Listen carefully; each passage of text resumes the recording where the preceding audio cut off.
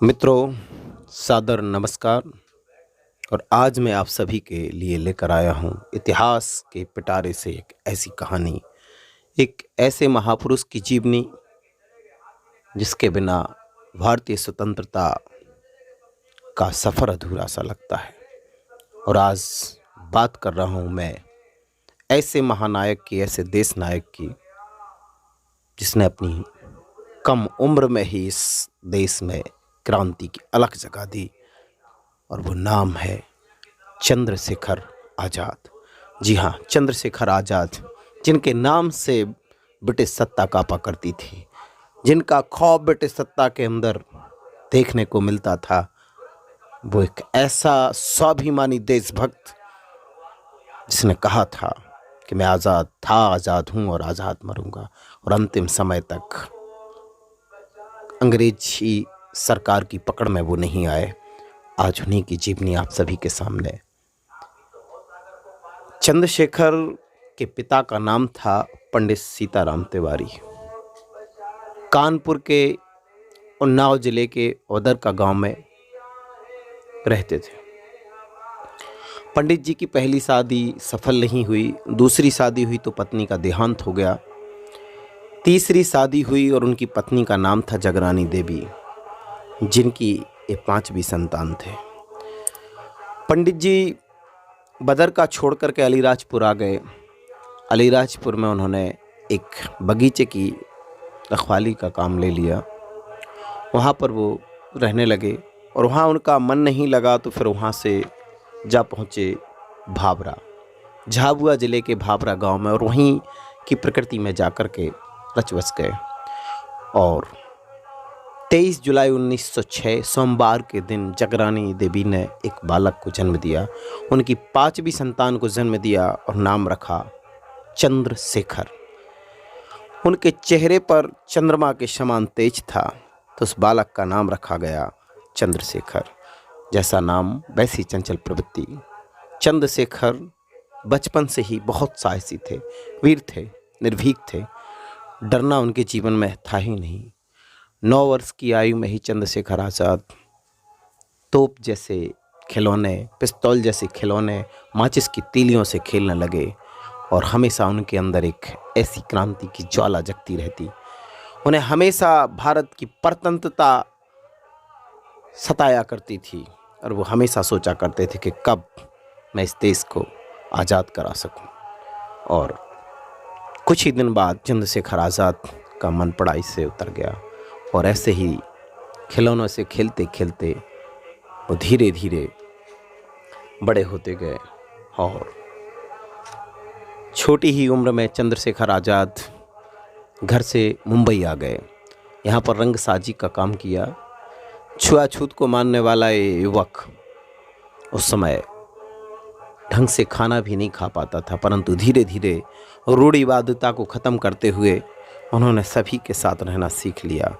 और धीरे धीरे चंद्रशेखर आज़ाद का मन बम्बई से भी अब अलग होने लगा। और एक दिन बनारस की गाड़ी पकड़कर वापस आ गए और बनारस में उनके परिचित ने उन्हें काशी विद्यापीठ में दाखिला दिलवा दिया। काशी विद्यालय में आने के बाद चंद्रशेखर आज़ाद ने वहाँ पर अखबार पढ़ना शुरू कर दिया और उन अखबारों के माध्यम से चंद्रशेखर आज़ाद को देश की स्थिति का पता चलने लगा। और उसी समय भारत में एक और महानायक का उदय हुआ, महात्मा गांधी के रूप में। उन्होंने विदेशी सरकार को उखाड़ने के लिए अहिंसात्मक तरीके से पूरे देश में आंदोलन करना शुरू कर दिया। और 1919 30 मार्च को गांधी जी ने देशव्यापी एक हड़ताल का आयोजन किया, जो एक रोलेट एक्ट के विरोध में था। और गांधी जी की हड़ताल पूरी जगह पूर्ण रूप से सफल हुई। जगह जगह जुलूस निकाले गए, जगह जगह आंदोलन होने लगे। और इन आंदोलनों को दबाने के लिए पुलिस मनमाने ढंग से लाठीचार्ज करने लगी। जगह जगह पर जहां भी उन्हें लोगों की भीड़ दिखती, लाठीचार्ज करते, लोगों को अंधाधुंध पीटा जाता। अमृतसर के जलियांवाला बाग में एक सभा का आयोजन हुआ उस सभा में बहुत सारे लोगों ने, निहत्थे लोगों ने भाग लिया। तभी वहाँ पर जनरल डायर ने आकर के 150 पुलिसकर्मियों के साथ, जिसमें से 100 भारतीय पुलिसकर्मी थे और 50 गोरों के साथ प्रवेश किया। और केवल एक ही द्वार था।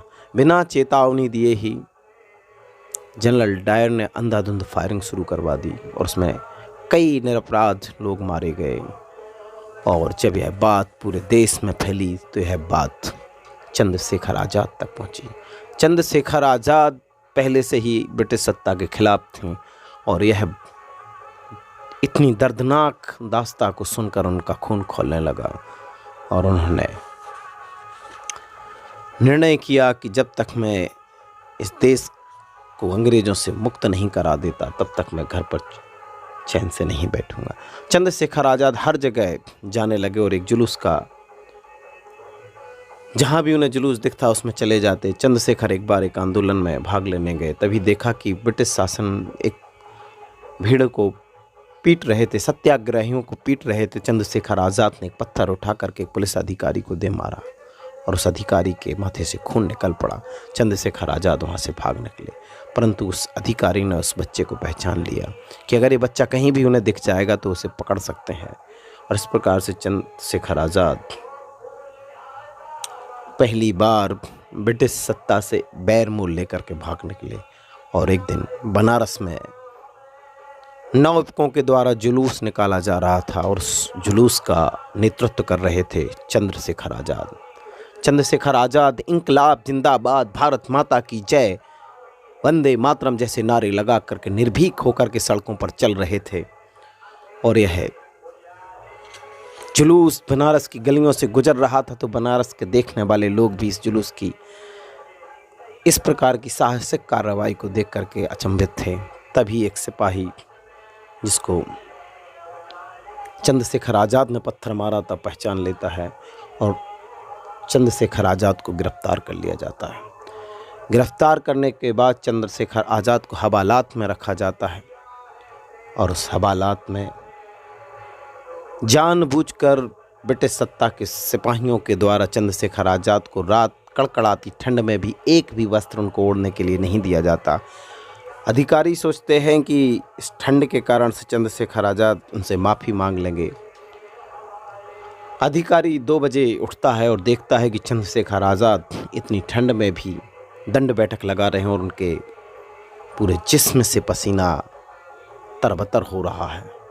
अचंभित हो जाता है वो अधिकारी की इतनी सी उम्र, महज 15 साल की उम्र में चंद्रशेखर आज़ाद के ऐसे तेवर को देख करके वो सहम गया। दूसरे दिन चंद्रशेखर आज़ाद को हवालात से निकाल करके अदालत में लाया जाता है और उस समय पर एक बहुत ही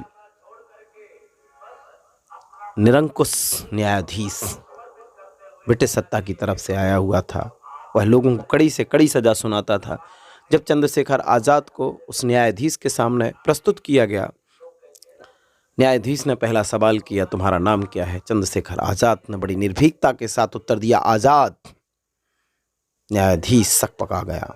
उसने दूसरा प्रश्न किया, तुम्हारे पिता का नाम क्या है? चंद्रशेखर आज़ाद ने फिर जवाब दिया, स्वतंत्र। अधिकारी के तेवर चढ़ गए। उसने देखा कि इतना छोटा सा बालक और इस प्रकार की उद्दंडता। उसने तीसरा सवाल भी किया, तुम्हारा पता कहाँ है? चंद्रशेखर आज़ाद ने कहा, जेल खाना। पूरी तरह से तिलमिला कर रह गया न्यायाधीश। नाबालिग होने के कारण से चंद्रशेखर आज़ाद को कठोर सजा तो नहीं दी गई, परंतु 15 बेंत मारने की सजा दी गई। बस्त उतारे गए, नंगी पीठ पर बेंत बरसाए जाने लगे। चंद्रशेखर आज़ाद एक बेंत के बाद भारत माता की जय, वंदे मातरम, इंकलाब जिंदाबाद के नारे लगा रहे थे और बेंत मारते मारते और उसको सहते सहते चंद्रशेखर आज़ाद बेहोश हो गए। परंतु उनके स्वर में जब भी स्वर निकला तो भारत माता की जय, भारत माता की जय।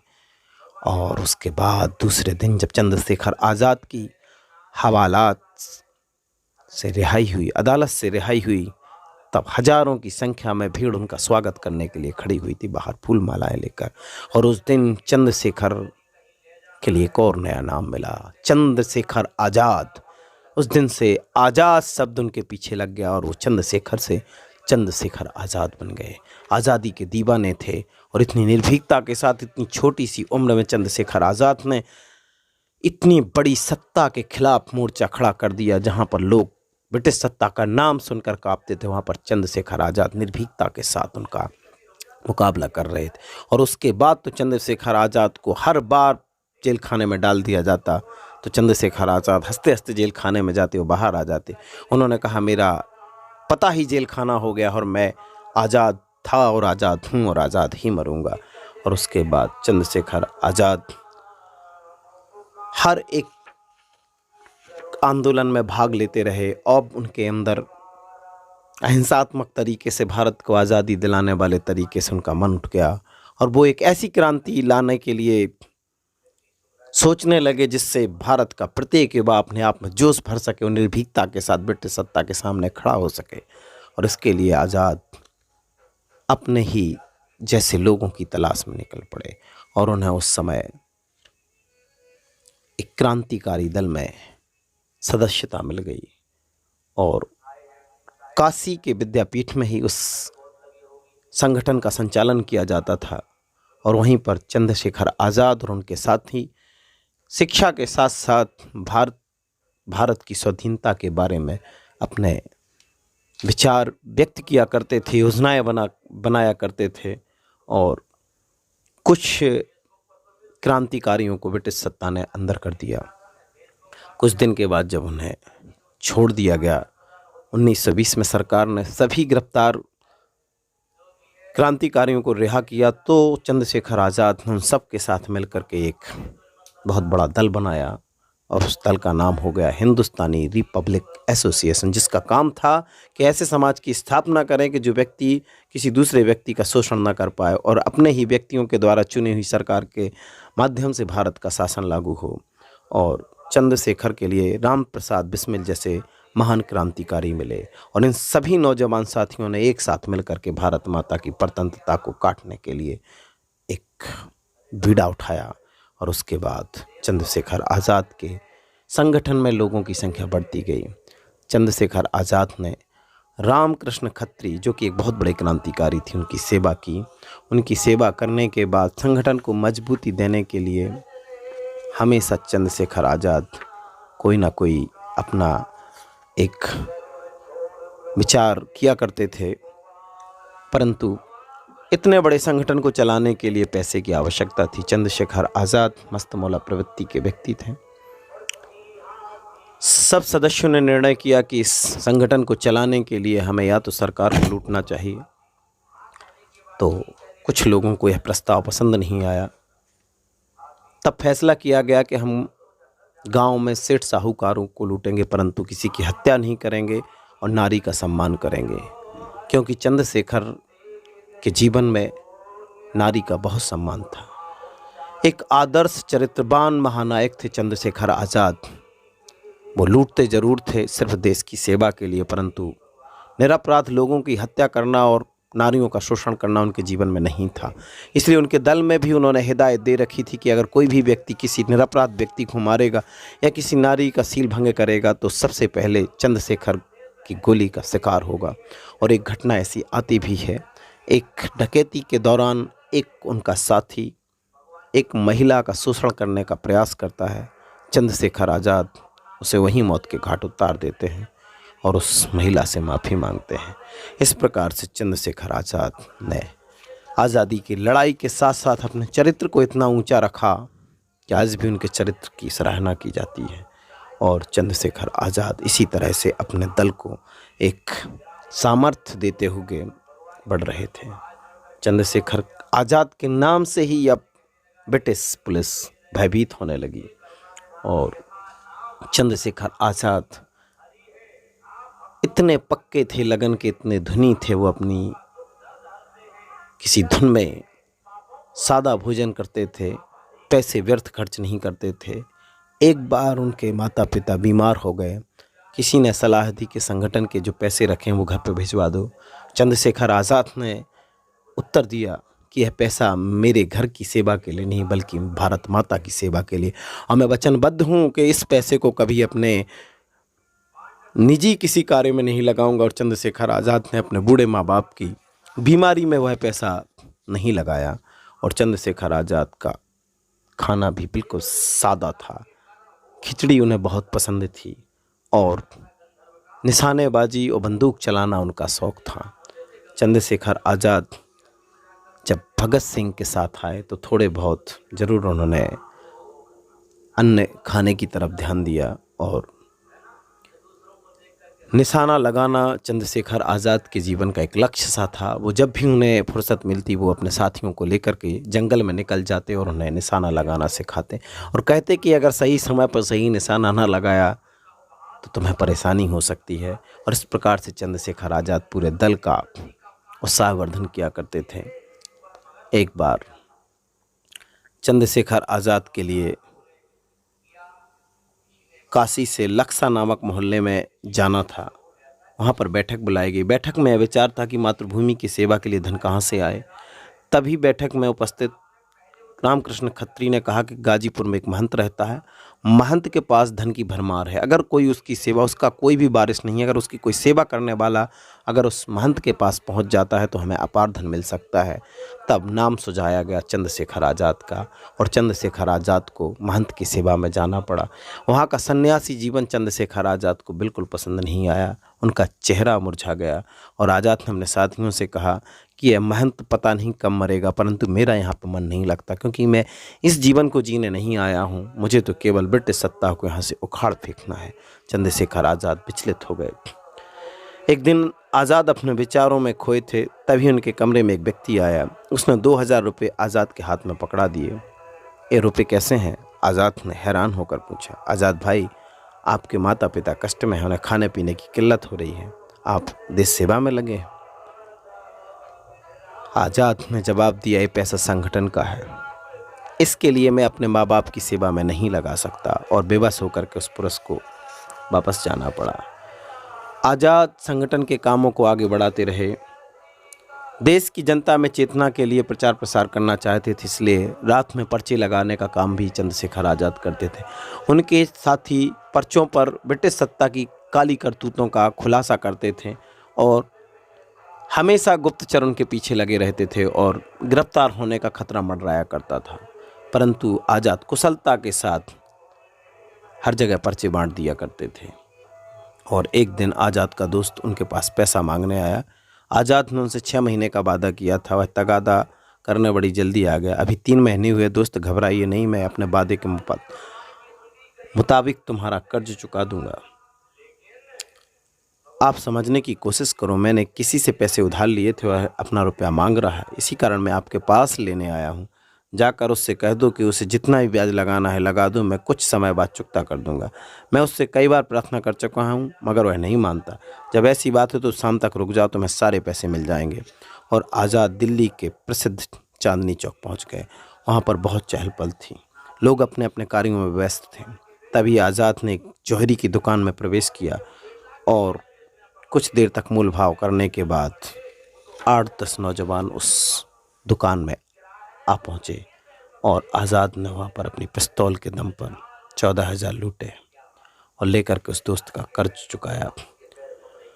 उसने आज़ाद से कहा, दोस्त, पैसा प्राप्त करने का यह तरीका गलत है, तुम क्या जानो? आज़ाद ने उत्तर दिया, जितने भी पूंजीपति हैं सब गरीबों का खून चूस कर अपनी तिजोरी भरते हैं। उनका रुपया पड़े पड़े सड़ जाता है, अब किसी के काम नहीं आता। मैंने जो कुछ भी किया है देश की सेवा के लिए किया है, अपने व्यक्तिगत शौक के लिए नहीं। पर तुम्हें डाका नहीं डालना चाहिए था। क्या करूं, जब कोई प्यार से देने को तैयार नहीं तब डकैती नहीं डालेंगे तो पैसा आएगा कहाँ से? गरीबों की मेहनत मशक्क़त का पैसा है जो देश की भलाई के कामों में लगेगा। आज़ाद का दोस्त उनकी बातों का उत्तर न दे सका और आगे निकल गया। आज़ाद देश के सभी लोगों को इकट्ठा करने में लगे हुए थे। आज़ाद ने अपने अथक प्रयास से ऐसे लोगों को संगठन में शामिल किया जो साहस और वीरता से भरे थे। उन लोगों ने सही समय पर अपनी काबिलियत का परिचय दिया। संगठन में हर वर्ग के लोग मौजूद थे। उन सभी का कार्य क्षेत्र अलग अलग था और वो अपना अपना काम ईमानदारी के साथ किया करते थे। एक दिन मौका पाकर चंद्रशेखर आज़ाद अपने घर गए। उनकी माँ ने समझाया, बेटा, अंग्रेज बड़े निर्दयी हैं, कभी भी तुम्हारी जान ले सकते हैं। तब चंद्रशेखर आज़ाद ने कहा, प्रणाम माता जी, और इतना कहकर वह अपने माता के चरणों में सर रख दिया और मुझे कुछ खिला दो माँ, मुझे बहुत भूख लगी। खाना बाद में, पहले तू मेरे हाथ के बनाए पेड़े खाएगा, तुझे पेड़े बहुत पसंद है।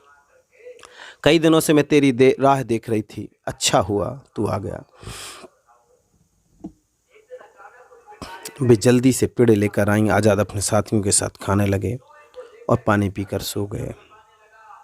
रुक जा बेटा, 1-2 दिन के बाद चला, मुझे मत रोको माँ, मेरे जिम्मे कई कार्य हैं।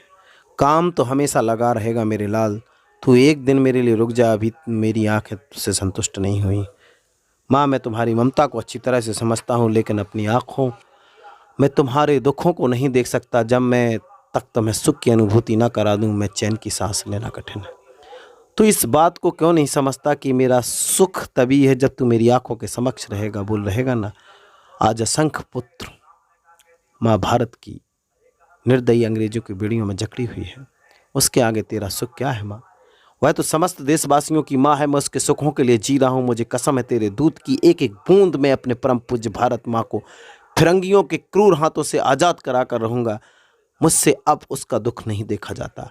आज मैं तुम्हारा आशीर्वाद प्राप्त करने आया हूँ। तुम मुझे जितना आशीर्वाद दोगी, मेरी शक्ति उतनी ही बढ़ेगी और मैं एक दिन इन जालिमों को इस धरती से भगाने पर मजबूर कर दूंगा। फिर हमारी भारत माता आज़ाद हो जाएगी। तुम इतना बड़ा काम कैसे कर सकते हो आज़ाद? आज़ाद की माँ ने पूछा। अपने देश को आज़ादी दिलाकर। मेरा यह उद्देश्य तब तक मेरे साथ रहेगा जब तक मेरा उद्देश्य सफल नहीं हो जाता, आज़ाद ने अपनी माँ की बात का जवाब देते हुए कहा। उनकी बात सुनकर जगरानी का हृदय डर से कांपने लगा। वे भयभीत होकर बोली, तू अंग्रेजों की खिलाफत मत कर, वे बड़े निर्दयी हैं। जो उनके रास्ते में आता है उसे मिटा देते हैं। मैं कायरों की भांति नहीं जीना चाहता माँ, तुम्हें हमारे साहस को बढ़ाना चाहिए और अंग्रेजी साम्राज्य को मैं पूर्ण रूप से खत्म कर दूंगा। तू अभी बच्चा है बेटा, इतना बड़ा काम करना तेरे बस की बात नहीं है। बड़े बड़े लोग जो आज देश सेवा कर रहे हैं, उन्होंने बहुत कुछ सीखा है, इसलिए तुझे उनसे शिक्षा प्राप्त करनी चाहिए। आगे तेरी इच्छा। आज देश के सभी लोग एकजुट हो गए हैं माँ, अब मैं पीछे नहीं हट सकता। और इस प्रकार माता से आशीर्वाद लेकर के अपने साथियों के साथ चंद्रशेखर आज़ाद आगे बढ़ जाते हैं। इसके बाद चंद्रशेखर आज़ाद 9 अगस्त 1925 की शाम को काकोरी लूट को अंजाम देते हैं और इसमें सरकारी खजाने को लूटा जाता है। और ये घटना इतनी बड़ी हो जाती है कि इसके पीछे पूरी ब्रिटिश सत्ता पीछे पड़ जाती है और 26 दिसंबर 1925 में भारी संख्या में गिरफ्तारी होती है, परंतु आज़ाद नहीं पकड़े जाते। अदालत में मुकदमा चलता है और वकील पहले से ही ब्रिटिश सत्ता के पक्ष में रहते हैं और बिस्मिल और उनके साथियों को फांसी की सज़ा सुना दी जाती है। बिस्मिल की फांसी का फंदा तख्ते पर लटक रहा था, उनके चेहरे पर खुशी स्पष्ट दिखाई दे रही थी। देश का वह महान शायर हंसते हंसते हुए फांसी के फंदे पर झूल जाना चाहता था। उन्होंने तख्ते पर चढ़ते हुए वहाँ मौजूद लोगों को जो शेर सुनाया, उर्दू साहित्य क्रांति के इतिहास में आज भी याद किया जाता है। शहीदों की चिताओं पर लगेंगे हर बरस मेले, वतन पर मरने वालों का यही बाकी निशा होगा। और इतना कह कर के बिस्मिल फांसी के फंदे को चूम लेते हैं और एक देशभक्त अपनी माँ से जुदा हो जाता है। शेखर अपने अन्य साथियों को जेल से छुड़ाना चाहते थे, परंतु चंद्रशेखर आज़ाद सफल नहीं हो सके और उनके बचे हुए साथियों को भी फांसी पर चढ़ा दिया गया। चंद्रशेखर आज़ाद को कई दिन जंगल में बिताने पड़े, भूख में, कष्ट में, सभी प्रकार से उनको इतनी यातनाओं के बीच में समय बिताना पड़ा, परंतु फिर भी उन्होंने हिम्मत नहीं हारी। चंद्रशेखर आज़ाद झांसी के समीप सातार नदी के तट पर हनुमान मंदिर में ब्रह्मचारी के रूप में रहने लगे। नाम था हरिशंकर ब्रह्मचारी। लोग उनके पास शिक्षा दीक्षा लेने के लिए आने लगे। वे लोग आज़ाद के अन्य भोजन सुविधाओं का ध्यान रखते, आज़ाद बड़ों को रामायण सुनाते तथा बच्चों को अक्षर ज्ञान कराते। यहीं रहकर चंद्रशेखर आज़ाद ने अपनी क्रांतिकारी गतिविधियां फिर से बढ़ा दी। और धीरे धीरे जंगली जगह पर लोगों को इकट्ठा करना शुरू कर दिया। लोगों के अंदर एक भय सा था। कुछ दिन बाद पुलिस ने ब्रह्मचारी का ठौर ठिकाना पूछा। आज़ाद ने शांत भाव से उनका समाधान कर दिया। साधु तो सदा आज़ाद रहते हैं, उनका कोई ठिकाना नहीं होता। इस तरह का प्रश्न करने से साधुओं का व्रत टूट जाता है, इसलिए भविष्य में किसी साधु से ऐसा प्रश्न नहीं करना। आज़ाद ने इस प्रकार के उत्तरों में उलझा दिया पुलिस को। उसके बाद भगत सिंह से भेंट होती है चंद्रशेखर आज़ाद की, और फिर दो महान क्रांतिकारी इस भारत के एक बार मिलते हैं, जिनकी मंजिल ही एक होती है, जो दोनों ही के दिल में एक ऐसी आग लगी होती है भारत माता की परवस्ता को देख करके, और दोनों एक साथ मिल करके फिर से क्रांतिकारी संगठन को अंजाम देने के लिए निकल पड़ते हैं। सन 1929 तक संगठन धीरे धीरे चल रहा था। उसके बाद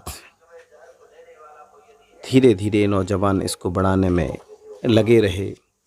भगत सिंह ने पंजाब से दिल्ली और कानपुर जाकर दूसरे प्रांत के लोगों से संपर्क करना का प्रयास किया। भगत सिंह की लाहौर से बाहर जाने की इच्छा थी, और इसी कारण से भगत सिंह वहाँ से निकलने के लिए एक उपाय सोचते रहे और अर्जुन अखबार में काम करना शुरू कर दिया। और इसके बाद वो विद्यार्थी जी के संपर्क में आए, और उसके बाद जाकर के वो आज़ाद से मिले।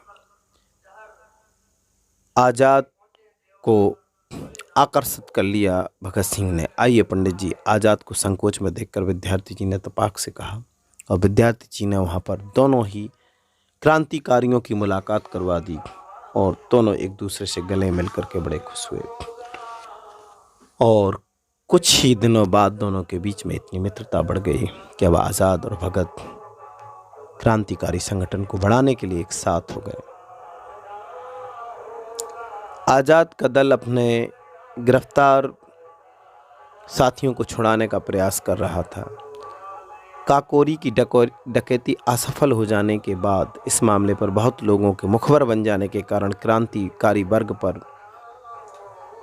बहुत बड़ा खतरा मंडराने लगा। ये लोग बच बच करके अपने कार्य को अंजाम देने लगे। अब वो समय भी आ गया जब इस संगठन के लोगों को स्वाधीनता की खातिर अपना मूल्य चुकाना पड़ा, और काकोरी कांड का मुकदमा 18 माह तक लखनऊ की अदालत में चला, और उसके बाद वही हुआ जो होना था। और फिर सबसे पहले फांसी दी गई बिस्मिल को, राजेंद्र नाथ लाहिड़ी, रोशन सिंह को और अशफाक उल्लाह खां को फांसी की सजा। सचेंद्र नाथ सान्याल को काले पानी की सजा तथा मनमथ नाथ गुप्त को 14 वर्ष की सजा हुई। योगेश चंद्र चटर्जी, मुकुंद लाल जी, राजकुमार सिंह, गोविंद चरणकर, रामकृष्ण खत्री को 10-10 साल की सजा, और बाकी साथियों को 5-5 साल की सजा। काकोरी बंदियों को छुड़ाने की योजना असफल रही, और हर प्रयास के बाद भी फांसी की सजा से नहीं बचाया जा सका, और राजेंद्र नाथ लाहिड़ी को गोंडा जेल में फांसी दे दी गई। पंडित राम प्रसाद बिस्मिल को गोरखपुर जेल में 19 सितंबर को फांसी दे दी गई। इस प्रकार से रोशन सिंह को इलाहाबाद जेल में फांसी दे दी गई। अपने साथियों को बचाने में नाकाम रहे आज़ाद। और उसके बाद 19 सितंबर को जब लाश मालगाड़ी से शाहजहांपुर जा रही थी, तो स्टेशन पर एक साहब सूट बूट पहने गाड़ी के भीतर आए और बोले, हम शहीद आजम को देखना चाहते हैं।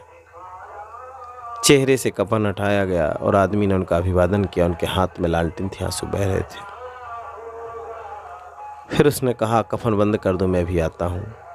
यह सूट बूटधारी हट्टा कट्टा युवक चंद्रशेखर आज़ाद बहुत दुखी थे। आज़ाद बेस बदल बदल करके अंग्रेजी सत्ता को चकमा दे रहे थे, और हर समय वो पुलिस का फंदा तोड़ करके निकल जाते थे। कई बार उन्होंने कितनी बार पुलिस को चकमा दिया, और चंद्रशेखर आज़ाद हिंदुस्तान रिपब्लिक एसोसिएशन के दल का नाम अब हिंदुस्तान सोशलिस्ट रिपब्लिक आर्मी के नाम से खड़ा कर दिया और इस दल ने बम बनाने के कारखाने खोले, जिन्हें आगरा, लाहौर, सहारनपुर और कलकत्ता में स्थापित किया गया। दिल्ली में भी यह निश्चित किया गया कि केवल अब ऐसे ही मामलों को हाथ में लिया जाए जिनका सार्वजनिक महत्व हो। उन दिनों उत्तर प्रदेश में आज़ाद को पकड़ने के लिए एड़ी चोटी का जोर पुलिस लगा रही थी। आंदोलन भी जोर पकड़ता नजर आ रहा था, इसलिए आज़ाद झांसी छोड़कर मुंबई पहुंच गए। वे मुंबई की सड़कों पर कई दिन अजनबी की भांति भटकते रहे। उन्हें गुजर बसर करने के लिए कोई सहारा नहीं मिला। अंत में मजबूर होकर मुंबई बंदरगाह पहुँचे। यहाँ पे हमालों के साथ हमाली करते, रोज़ बोझा ढोते और अपना पेट पालते। जब रात होती तो वे जहाज़ के माल गोदाम में जाकर सो जाते। उन्होंने एक ऐसे क्रांतिकारी का नाम सुना था जिसके नाम से अंग्रेजी हुकूमत का जर्रा जर्रा कांपता था, और वह क्रांतिकारी था विनायक दामोदर वीर सावरकर। सावरकर काला पानी की सजा पाने के बाद भी अंग्रेज़ों के छक्के छुड़ाते रहे। उन्हें सभी क्रांतिकारी अपना गुरु मानते थे। आज़ाद ने कानपुर आने के पश्चात सावरकर से मुलाकात की। सावरकर उन्हें निराश देखकर समझाने लगे, आप साथियों की सज़ा पर अपना मन विचलित न करें, साहस से काम ले आएंगे, तुम्हें अभी बहुत कुछ करना है। बिस्मिल और अशफाक जैसे साथियों की कमी कैसे पूरी होगी मेरी समझ में नहीं आता। आज़ाद बोले, देश सेवा में बड़े बड़े बलिदान देने पड़ते हैं, सुख दुख सहना पड़ता है। ऐसे समय पर हिम्मत नहीं हारनी चाहिए, साहस से काम लेना चाहिए। तुम अपने किसी साथी से कम नहीं हो, जाकर पुनः काम में लग जाओ। अब संगठन को नए सिरे से आरंभ करना पड़ेगा, इस कार्य में कई महीने लग सकते हैं। कोई बात नहीं, हम आज़ादी के लिए संघर्ष कर रहे हैं, हमें अपना प्रयास जारी रखना होगा। क्या पता हमारी किस्मत में आज़ादी का मुँह देखना लिखा भी है अथवा नहीं। हम उसका मुँह नहीं देख पाएंगे, आने वाली पीढ़ियाँ तो जरूर देखेंगी। फिर भी हमें अपने कर्म करते रहना चाहिए, ऊपर वाला जो करेगा अच्छा ही होगा। इस बार पुलिस को सूचना मिली कि आज़ाद दिल्ली के माल रोड स्टेशन पर जा रहे हैं। सूचना मिलते ही पुलिस ने उन्हें पकड़ने के लिए अपना जाल बिछा दिया। बात सच थी, इस समय आज़ाद दिल्ली में थे। वे बेस बदलने में बड़े माहिर थे। उन्होंने दिल्ली के रास्ते में कब अपना बेस बदल लिया पुलिस को पता नहीं चला। पुलिस के जवाब उनके पास से निकल गए तथा आज़ाद उन्हें चकमा देकर स्टेशन पहुंचे। स्टेशन पर दिल्ली मेल खड़ी थी, वे उसमें सवार होकर कानपुर गए। कानपुर में पुलिस जगह जगह पर छापा मार रही थी। उसने कानपुर का छप्पा चप्पा छान मारा, मगर आज़ाद का कोई पता नहीं चला। पुलिस उनकी छानबान करती रही और जगरानी के पास पहुंची। उधर जगरानी अपने बेटे की प्रतीक्षा में बैठी थी। कई दिनों वह घर नहीं आया था, इसलिए तरह तरह की बातें सोचकर जगरानी का मन घबरा रहा था। वे काकोरी लूटपाट की खबर सुनकर बहुत ज़्यादा डरी हुई थी। उन्हें क्या पता कि अब बेटे के साथ क्या होगा। गर्मी का मौसम था। दोपहर के 2 बजे पुलिस ने आज़ाद के घर को चारों तरफ से घेर लिया और उस समय आज़ाद अपनी मां से मिलने के लिए आए थे। डीआईजी का आदेश पाकर पुलिस वाले उनका घर का दरवाज़ा तोड़ने लगे, तभी भीतर से गोलियों की बौछार होने लगी, जिसमें कई पुलिसकर्मी घायल हो गए। आज़ाद अपने साथी भगत सिंह और राजगुरु के साथ भागते हुए गणेश शंकर विद्यार्थी के घर पहुंचे। यहाँ से विद्यार्थी जी ने तीनों को सुरक्षित स्थान पर पहुंचा दिया। इसके बाद आज़ाद के घर उनके घनिष्ठ मित्र शुक्ला जी पहुँचे। शुक्ला जी उनके घर में आराम कर रहे थे। पुलिस यह समझ रही थी कि आज़ाद घर में मौजूद हैं। उसने शुक्ला जी पर हमला किया। जवाब में शुक्ला जी ने गोलियां चलाईं, मगर वे ज़्यादा देर तक पुलिस के हमले का सामना नहीं कर सके। उनकी पिस्तौल के कारतूस समाप्त हो चुके थे, अतः वो छत पर पहुंचे और उनके पीठ पर 2 गोलियां आकर लग गईं और फिर वहीं उन्होंने दम तोड़ दिया। मरने से पूर्व शुक्ला जी ने पुलिस के छक्के छुड़ा दिए। उन्होंने यह सिद्ध कर दिखाया कि क्रांतिकारी कितने ताकतवर होते हैं। शुक्ला जी के रूप में क्रांतिकारी वीर शहीद हो चुका था। पुलिस वालों ने आज़ाद के घर में प्रवेश किया। वे शक पकाए हुए थे। उन्होंने घर के कोने कोने में जाकर आज़ाद को खोजा, लेकिन वे होते तो मिलते। पुलिस की सारी मेहनत बेकार चली गई और यहाँ से भी चंद्रशेखर आज़ाद होकर निकल गए। थाने आज़ाद फरारी के दिनों में पुलिस द्वारा नहीं पहुंचाने जा सके। इसका एक कारण यह भी था कि कानपुर सीआईडी के पास उनको पहचानने वाला कोई नहीं था। उनका कोई फोटो अथवा हलुया पुलिस के पास मौजूद नहीं था। बल्कि एक बार तो थाने में ही खड़े थे और पुलिस वाला उन्हें पहचान ही नहीं सका। इस प्रकार से चंद्रशेखर आज़ाद पुलिस को चकमा देते रहे और अपना काम करते रहे। अब आगे बात आती है, चंद्रशेखर के लिए पैसों की ज़रूरत थी, इसलिए वे योजना बनाकर आवश्यकताओं की पूर्ति करते थे। कानपुर में जहां आज़ाद का मकान था वहां से थोड़ी दूर आगे एक छोटे मकान में आज़ाद अपने साथी भगत सिंह और विजय कुमार के साथ रहते थे। एक दिन वहाँ उनके कुछ साथी मिलने आए। वे सम्मेलन के लिए वहाँ एकत्रित हुए। बटुकेश्वर को देखकर विजय प्रसन्नता के साथ दौड़ते हुए बाहर आया और डबल रोटी और चाय लेकर आया। मैं लाया बटुकेश्वर भैया के लिए। सट अप। आज़ाद ने डांट लगाई। हम क्रांतिकारी हमेशा ज़िंदगी और मौत से खेलते हैं। हमारा स्वागत गोलियों से होता है। हम एक एक पैसा जोड़कर कारतूस खरीदते हैं। तो आज के बाद तुम खान पान की चीज़ों से हमारा स्वागत करना भूल जाना। आज से मैं ऐसी गलती नहीं करूँगा, मुझे क्षमा कर दो आज़ाद। विजय ने माफ़ी मांगी। जैसे ही क्रांतिकारियों को पता चल गया कि वायसराय लॉर्ड इरविन किसी कार्य से दिल्ली से बाहर जाने वाले हैं, तो सभी ने मिलकर वायसराय को उड़ा देने की योजना बनाई। इस योजना पर कई दिनों तक विचार विमर्श हुआ, मगर जो योजना आज़ाद ने बनाई वह सभी को पसंद आई। तभी उनके पास पुलिस का एक जवान हाथ में संदूक लेकर आया। उसने आज़ाद को सलाम करते हुए संदूक को अपनी तरफ, लीजिए साहब, इस संदूक में कारतूस हैं।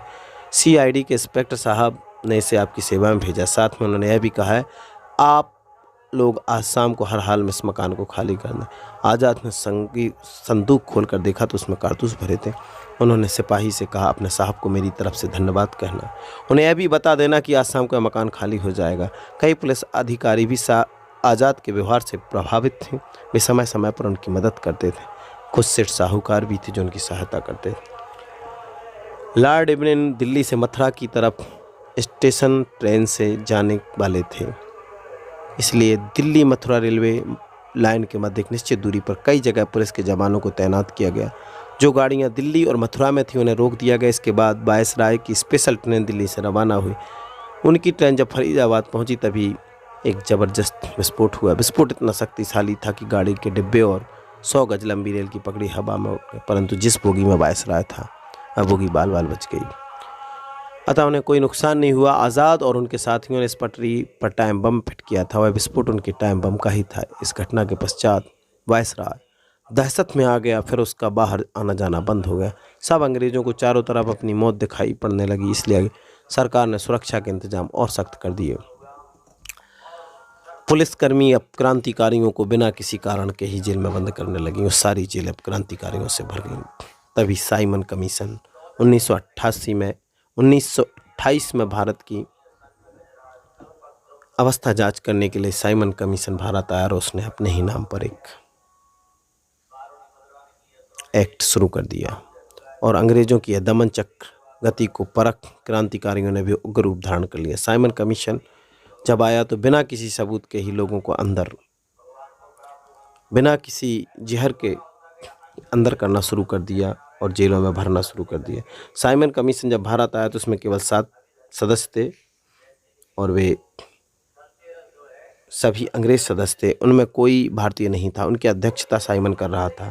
साइमन के ही नाम पर कमीशन को साइमन नाम दिया गया और भारत के नेताओं को भली भांति मालूम था कि अंग्रेज कोई भी फैसला हमारे पक्ष में नहीं करेंगे, इसलिए भारतीय नेताओं ने इसका विरोध शुरू किया। अंग्रेजी सरकार को काले झंडे दिखाकर भारतीय नेताओं ने विरोध का सामना किया।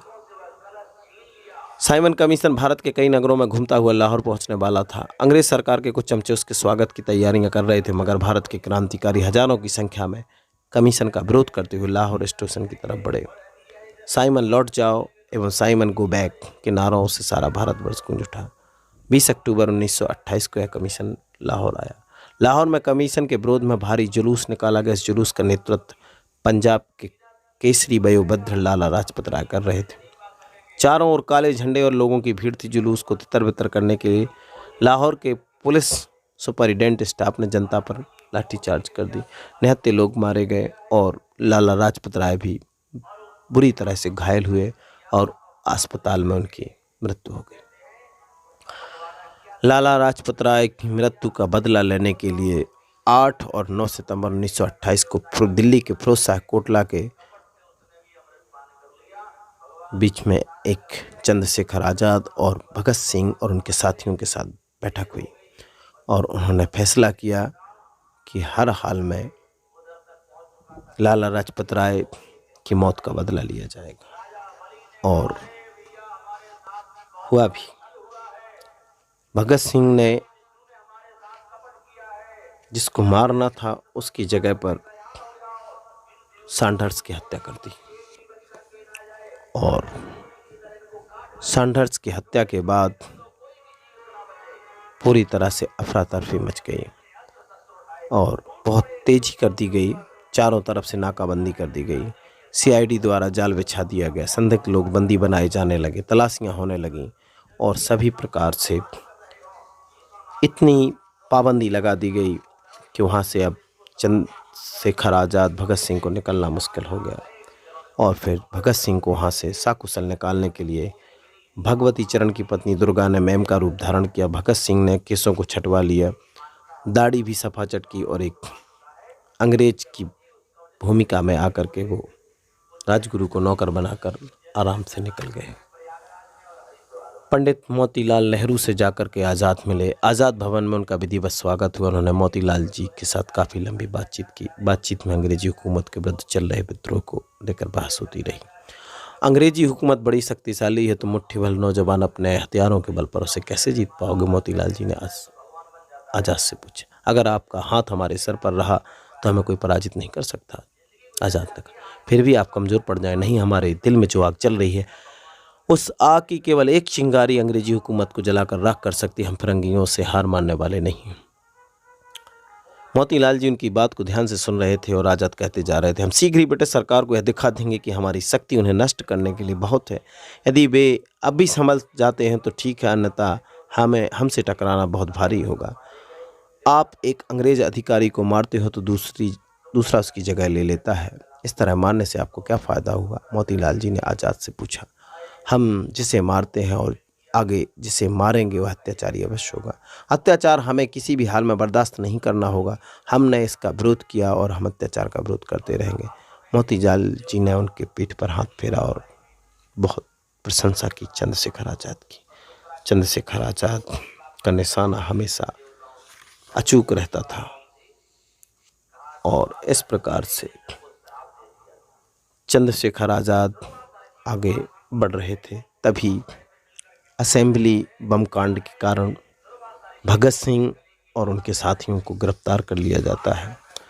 चंद्रशेखर आज़ाद उन्हें छुड़ाने के लिए जेल पर हमला भी करते हैं, परंतु उनकी यह कोशिश नाकामयाब हो जाती है और चंद्रशेखर आज़ाद निराश हो जाते हैं जब भगत सिंह, राजगुरु और सुखदेव को फांसी लगा दी जाती है। चंद्रशेखर आज़ाद को बड़ा दुख होता है। चंद्रशेखर आज़ाद भगत सिंह को जेल से छुड़ाने का प्रयास करते हैं और भगत सिंह को फांसी की सज़ा सुना दी जाती है। पंडित जवाहरलाल नेहरू से जाकर मिलते हैं और जाकर के उनसे बात करते हैं कि आप भगत सिंह को और उनके साथियों को छुड़वाइए, परंतु जवाहरलाल नेहरू ने कोई अच्छा जवाब नहीं देते हैं। चंद्रशेखर आज़ाद को उन पर बहुत गुस्सा आती है और वो बड़बड़ाते हुए से निकल आते हैं और आज़ाद को कभी कोई पुलिस कर्मचारी कभी गिरफ्तार नहीं कर पाया। अंतिम समय तक वो आज़ाद रहे और एक ऐसा सफ़र भी आता है जहां आज़ाद होने के लिए ही घूम रहे हों और ये समय था उनका आखिरी समय जब उनके एक मित्र ने उन्हें धोखा दे दिया। भगत सिंह को फांसी की सज़ा सुना दी गई थी। भगत सिंह के लिए सज़ा दी जानी थी। उन्हीं को छुड़ाने के लिए आज़ाद जद्दोजहद कर रहे थे और इसी के लिए वो अल्फ्रेड पार्क में एक अपने मित्र के साथ आते हैं। तभी एक मुखबर पुलिस को सूचना देता है कि चंद्रशेखर आज़ाद अल्फ्रेड पार्क में रुके हुए हैं और यहाँ पर चंद्रशेखर आज़ाद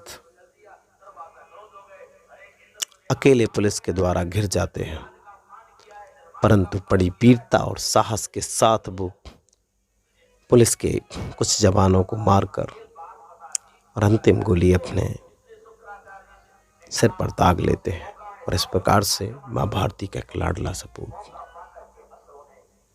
इस दुनिया से विदा हो जाता है और उनकी यह शहादत लोगों के दिलों में हमेशा हमेशा के लिए एक यादगार के रूप में